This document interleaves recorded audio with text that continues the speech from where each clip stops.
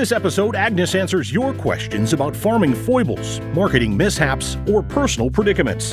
Email agnesanswers@gmail.com to receive audio advice from agriculture's agony aunt. Now, here's Agnes. Welcome. Yes, I, Agnes, am here to give audio advice to agriculturalists on this, the third episode of the Agnes Answers podcast. And we're going to keep on going with 2 question seekers per episode. But first, I want to talk about the Global Ag Network. So, I can tell by the fact that you're listening to this that you enjoy podcasts. I do hope you're enjoying this podcast so far, and I hope this episode will also be enjoyable. But knowing that you enjoy podcasts and you enjoy agriculture, that makes me think that you would probably, almost certainly, enjoy the content you can find at the Global Ag Network. That's globalagnetwork.com. All it is, folks, is just kind of a family of really good podcasts that agriculture people would enjoy.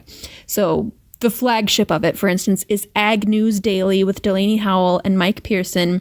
They were featured on episode 1 of the Agnes Answers podcast, if you remember. They do a great news podcast every day. You've got the Working Cows podcast, Throwback Iron, all kinds of fun stuff. I'm certain if you go there to the globalagnetwork.com, you can find stuff that you would enjoy. So that's my little plug there for our little family of podcasts. Let's grow this. Let's build a lot of excitement there.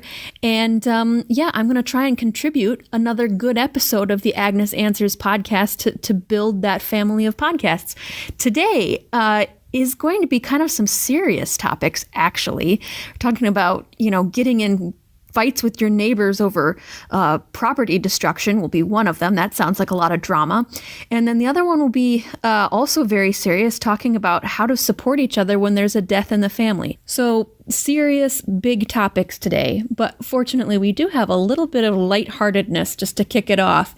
And that is the name, the sign-in name of the person who's asking our first question today. I think this is the best advice seeker sign-in name I've ever seen. She calls herself Cows on the Lam. Dear Agnes, what is the protocol when your cows get out in someone else's cornfield during growing season? I assume their crop insurance will cover the damage, but maybe we are liable. Obviously, I know we're liable morally speaking, but financially speaking, maybe they would seek damages from us or our farm policy. And then there's the social aspect. I have to see these people in church every Sunday. What sort of apology would be sufficient? Signed, Cows on the Lam. I had to call in 2 experts for this one because I really didn't know. It's something I've always wondered, and I suspect other people have wondered, but how does insurance cover damage from cows that get out into someone's crop? And I've had it happen to myself both ways, but it's never been an actionable problem, right? If my cows have gotten out in someone else's field, it happened to be someone who was renting that crop ground from my family, so they weren't gonna, complain too much. And when the neighbors' cows have gotten out into my crop fields, it's never been serious damage, so I never really worried about it too much. So my instinct was that if there was damage, it was the kind of thing that would be covered by multi-peril crop insurance. That's what it's called, right? I figured the neighbor's cows are just one of those multiple perils. Turns out that's wrong. The expert who set me straight on this is the most enthusiastic insurance data nerd I know. And I say insurance data nerd with a lot of respect and admiration. We're going to talk to George Vandevoort, who is the agent owner of Smith Insurance in Lamont, Iowa. I asked him, about Cows on the Lam. He was just hoping that the neighbor's crop insurance is going to cover the damage from her cows getting out. So I asked George, is that true? No. Actually, the liability follows with whoever owns the animal that did the damage. So, the gal who owns these cows, or guy, if they know that it's their cows, probably, yes, the morally correct thing to do would probably be to notify the neighbor if the neighbor didn't know, if they got them put back in, and because the federal crop policy was designed to take care of anything that Mother Nature would throw at you. And technically, Mother Nature is not in control of those cows. The person is. So from that perspective, it follows who owns the cows. Now, from an insurance claim standpoint, the person that was damaged probably should notify their insurance agent as well, because their insurance agent may need to know that that's an uninsurable cause of loss on the federal crop insurance policy. And it's also an uninsurable cause of loss on the hail policy that they'd have. There are some gaps that hail insurance kind of fills in for what federal crop does not do. And the hail policy might inadvertently cover some things if, let's say, somebody did damage to that crop and no one could be actually pinpointed as to who caused it. Then the hail policy actually covers for malicious mischief and vandalism that may have occurred by someone actually going out there and destroying the crop. I did not know that about hail policies, and I didn't even think about hail policies in regard to this question. I mean, I suppose it makes sense that acts of cows are not acts of God, and equally, cows are not hail. The federal crop policy will only cover you for what a natural occurring event would have caused. So things that we put hail policies in place for are not only for hail, but there's a number of other things that hail will cover you for. Malicious mischief and vandalism is one of those. So if somebody were to drive into a crop, blow through an intersection or a T intersection and actually decide not to back out of a field except for turning around, or maybe doing something just mischievous and tearing up some crop, the hail policy is there to fill in that gap. Right. If there was a field fire, for instance, that would be caused from a man-made occurrence of fire, and generally what happens is it's a combine fire or something of that nature, then the hail policy is also there for covering for that loss as well. Federal crop will not, because it's a man-made occurrence. Cows also are not vandals. The person who has the crop should probably notify their insurance agent just to let them know that something's happened. Probably from the farm liability standpoint, that if in case, let's say, the party that actually owned the cows was unwilling to do something about, then possibly the owner of the land or the crop could maybe get his insurance company involved to try and maybe get things, ironed out and make it right. I asked George if he's ever had anything like this happen to one of his clients. Turns out he could do better than that. It's actually happened to me. I have cows, and I have a tenant that rents a little bit of ground right near my cow lot. And it usually happens when you're not home. And for me, it wasn't. I had cows dry lotted in the middle of summer. We were feeding them. We have a TMR mixture. We were actually feeding the cows, supplementing them in the lot. And the lot was right alongside the cornfield. And they actually had pushed through a fence when my son was feeding them. At the time he was feeding them, they were crowding around the bunk and pushed through the fence, got into the cornfield, unbeknownst to me. Because I'm down at the state fair with my daughter at that time. She was showing some livestock, and son called me after the fact, after he got him back into the lot, because he knew I probably would have freaked out being 4 hours from home, more so than anything. But in that case, I actually turned it in on my farm liability policy, and they made it right. So that's an avenue for Cows on the Lam to pursue if she needs to make it right and reimburse her neighbors for any crops destroyed by her cattle. The farm liability policy. Yes, so that's what she would want to do, is to turn in on her farm liability policy, and then company can actually converse with the farmer who's had the loss and figure out an amicable way to settle it. Now, there were a lot of missing details in the question from Cows on the Lam. We don't know what time of the season the cows got out, and we don't know how long the cows may have been out there on the cornfield. And all of those details would be needed to guess at how much damage was really done. It's possible, if the corn was very small, very young, even if the cows graze it off, if the growing point is still underground, perhaps that corn might continue to grow and produce a fully viable crop. It's possible the cows just weren't out there very long and didn't do very much damage. So All of those would be, we'd need more details to really get into this, but we'd also kind of need to know, what is the insurance situation of everybody involved? What if somebody here was uninsured? So what if this becomes not an insurance question, but a legal question? For that, I called in Paul Geringer. Paul Geringer is an extension legal specialist at the University of Maryland, Department of Agricultural and Resource Economics. Paul's also the host of the Maryland Ag Risk Management podcast. Paul had some very practical advice for cows on the lam. So the first thing to do is you should think about stopping this problem from happening and just check your fences, because checking the fences is going to apply to the rest of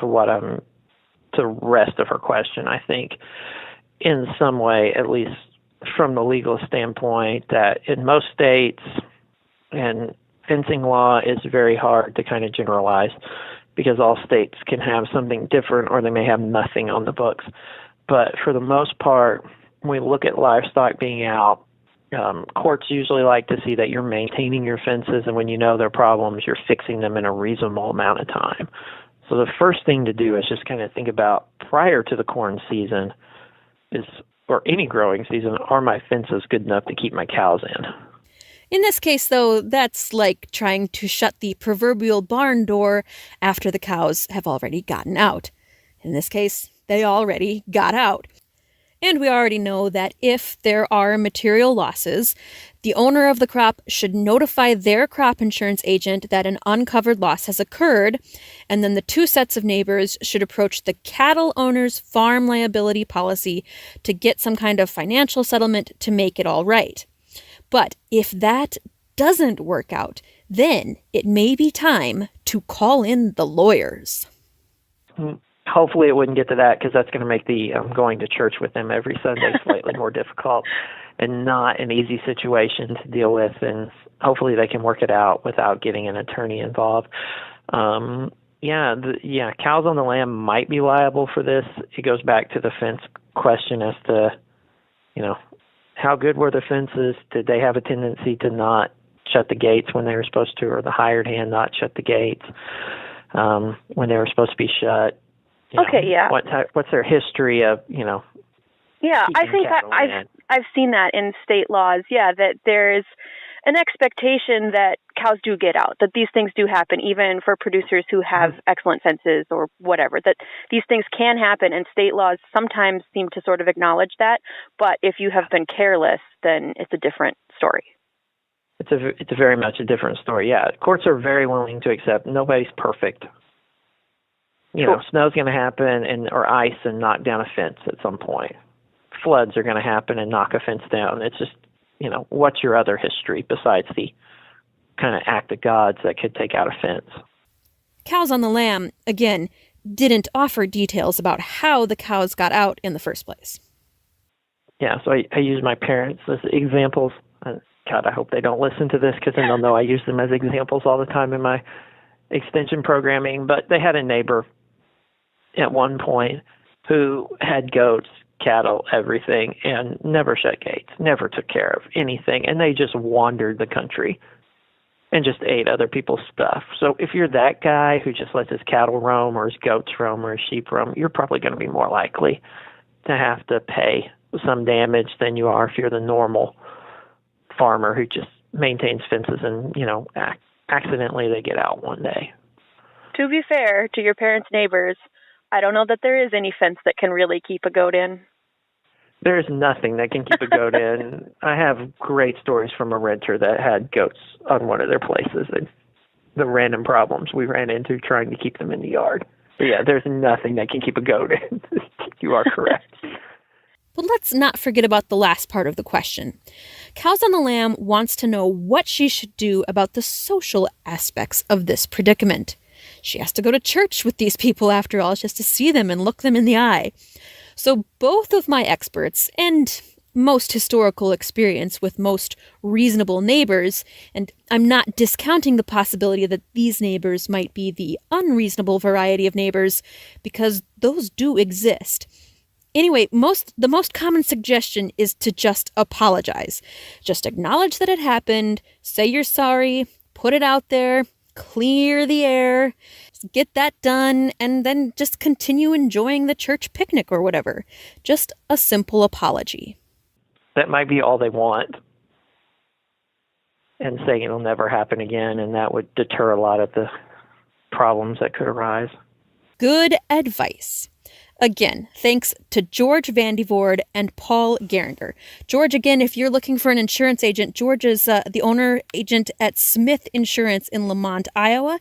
And if you're looking for more dramatic legal podcasts in the agriculture space, check out Paul Geringer's Maryland Ag Risk Management podcast.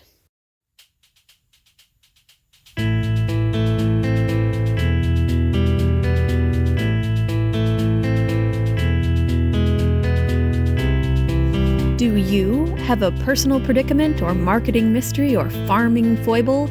Any sort of question that you would like Agnes to answer for you?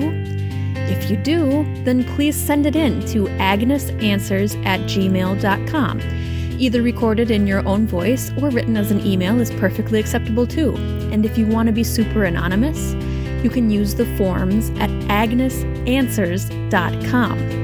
Then you'll receive advice, just like our next question seeker receives.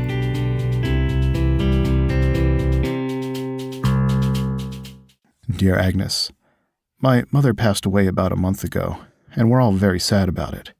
Me, my wife, the kids, and I realize that nobody's more sad about it than my dad, but I just don't know how I can help him day to day if he refuses to move closer to Kansas City, where my family and my sister's family and all the grandkids are now living.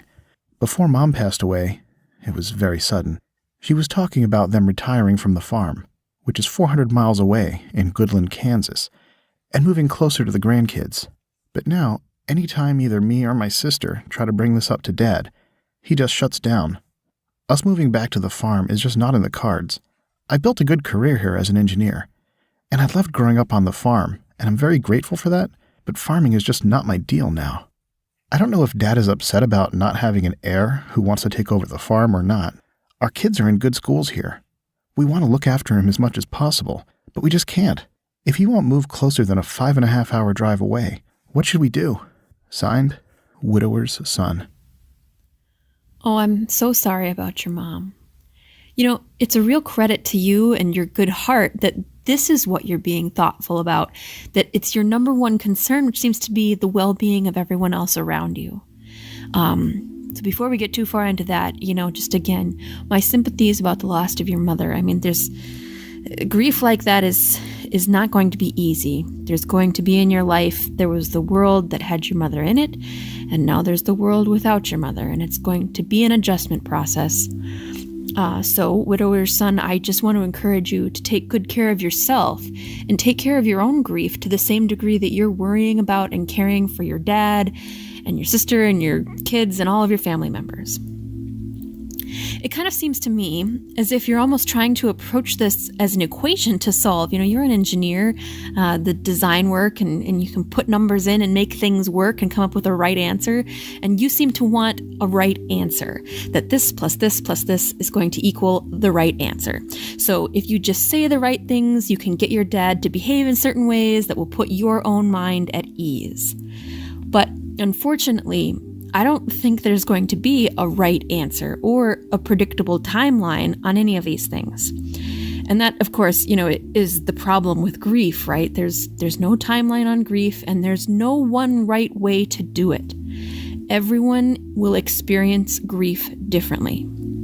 So, in this instance, a husband will grieve his wife differently than a son will grieve his mother. Even if they were exactly the same two personalities, and you and your dad may not be the same personalities. So the things that you would want if you were in his shoes, or the things that you think would be right for him right now, may not be the same things that he actually wants or that he considers right. From the question you wrote, it sounds to me like you automatically feel like moving your dad from Goodland to Kansas City would be the right answer for everyone. That was the plan that your mom had, and it would be great for your kids, obviously, and it would make life easier for you, right? And presumably make life easier for your dad if he starts to need more support. So he'd have you and your sister around and the grandkids to care for him as he's on his own now or as he grows older. And equally, you'd have him right nearby where you wouldn't have to worry about him or wonder what he's up to on his own. And the grandkids, of course, would have grandpa around, which would be wonderful. So I don't disagree that that might be a nice vision for your family if it would make your dad happy. But, and I'm speaking here myself as a somewhat crotchety, somewhat old farmer, and sometimes old farmers, we like to enjoy the smell of the soil and the sound of the wind on the prairie. These are the things, these are the things that matter to us. And so moving to Kansas City, that might not be what your dad actually wants. It may be that he honestly prefers the comfort of being in his own environment. And think about that. In his own environment, he's got the chance to cherish the memories of farming with his wife, your mother, on the farm that they built together. And that may be the right pattern for his grief to take right now. So I want you to give yourself an opportunity to step back and not feel like this is a problem that you yourself on your own shoulders automatically need to solve right now or maybe ever. And if it helps you put your mind at ease, also remember the power of community in rural communities like Goodland. And Goodland isn't Kansas City, but it's a pretty good-sized town, but it's still got, those rural connections. I'm sure your dad has a community of friends like neighbor farmers and your mom's friends, probably a church community, and all of these people, I have no doubt, are willing and happy to be there for your dad, to be of service to him, and to be there for you. I think if you want one concrete action item piece of advice, I would suggest that you call up a neighbor of your dad's or a family friend in town who you know is there, and you could ask them to keep an eye on your dad and make sure they've got your cell phone number, and then they can effectively be your eyes and ears on the ground so you don't feel obligated to venture back and forth 5.5 hours all the time. Again, it's a credit to you as a good child that you are so interested in what your dad needs and that you want the two of you to be physically closer so that you can watch out for him. But you may not need to be physically closer to accomplish that purpose. Think of video calls and even this good network of neighborhood spies, let's call them. I think you can effectively watch out for your dad without necessarily uprooting him from a place that he probably loves and adding, honestly, what might kind of be trauma on top of trauma to this move on top of losing his wife. So I honestly do want you to feel more confident that his rural community will look out for him. And I did just want to pick up on a few other things there that I think are true in a lot of families with this scenario, whether or not someone has passed away and whether or not they're grieving. But you talked about the way that you're not sure if your dad is upset about not having an heir to take over the farm. And I can hear in your question, again, more of this guilt that I think you're taking onto yourself unnecessarily. You did enjoy growing up on the farm, great way to grow up, great lifestyle. It probably helped you get into this career as an engineer, finding out how things work and designing things and making things work. I think you should be proud of that, and I'm sure your dad is proud of that. It's probably just a scenario that the two of you haven't talked about it. You say specifically you're not sure if your dad is upset that there's not an heir to take over the farm.